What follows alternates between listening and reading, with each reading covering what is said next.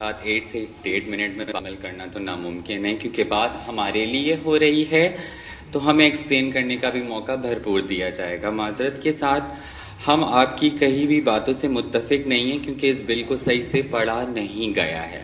اس بل میں بہت صاف اس کے رولز میں لکھا ہوا ہے کہ مرد سے عورت آپ نہیں بن سکتے، نہ عورت سے آپ مرد بن سکتے ہیں، آپ ایکس کارڈ کی طرف جا سکتے ہیں، یعنی کہ ہمارے کارڈ کی طرف۔ آپ نے کہا کہ یہ LGBTIQ کا بل ہے۔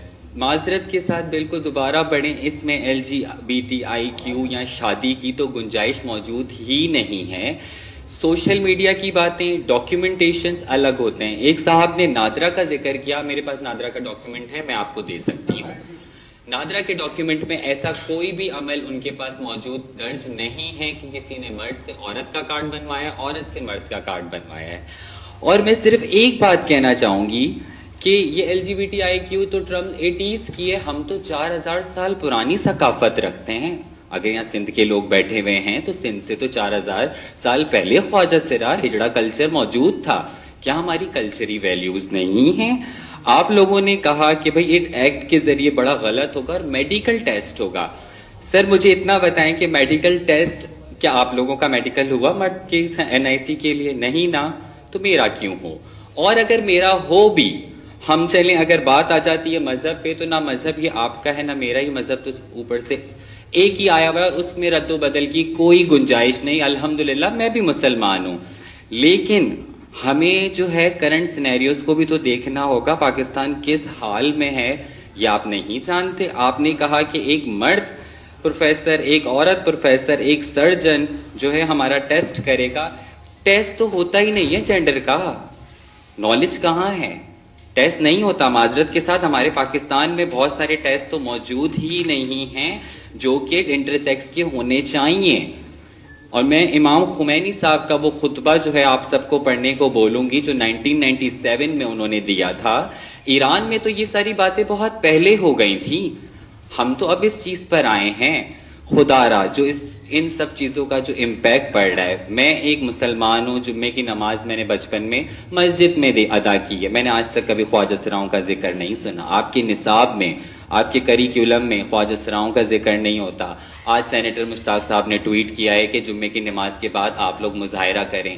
کیا ہمارا دین اسلام اتنا کمزور ہے کہ خواجہ سراؤں کے بل سے اس کو خطرہ ہوگا؟ ایسا نہیں ہے۔ ہمارے 3 لوگ مر چکے ہیں اس کیمپین میں، قتل کیا گیا ہے 3 لوگوں کا۔ کراچی کے ایک انسان نے قتل کرنے کے بعد فرمایا کہ میں جہاد کر رہا ہوں۔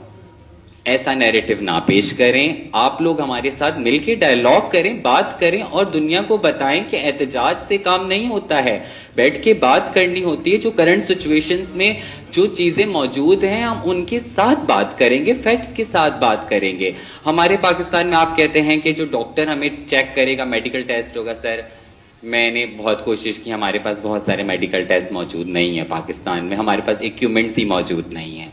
ایسا نہ کریں، ہم لوگ در بدر ہوئے ہیں، ساری زندگی بڑی مشکلوں سے گزاری ہے، اور آج آپ لوگوں نے کہا ہم میدان میں اتریں گے۔ کیا ہمارے حقوق کے لیے تو آپ کبھی میدان میں نہیں اترے؟ ایسے نہ کریں، ہمارے ساتھ بیٹھیں۔ آج ہم ان صاحب کے ساتھ صبح میں بیٹھی، میں نے ان سے کچھ بات کی، کچھ چیزیں ہم نے ان سے سیکھی۔ اسلام کو اتنا مشکل نہ بنائیں کہ خواجہ سرا بات نہ کر سکیں۔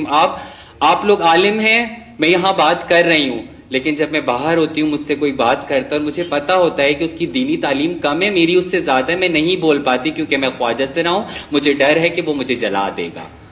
پلیز اس پہ غور کریں، خدا کا خوف کریں۔ آج ان سے جب بات ہوئی تو دل خوش ہوا۔ امینڈمنٹ بل میں ہو سکتی ہے، ترامیم ہو سکتی ہیں، لیکن جو یہ جنگ آپ لوگوں نے سٹارٹ کی ہے یا جن لوگوں نے بھی سٹارٹ کی انہیں روکنے میں تو مدد کریں۔ ہم خواجہ سرا بہت مظلوم طبقہ ہے۔ Thank you so much.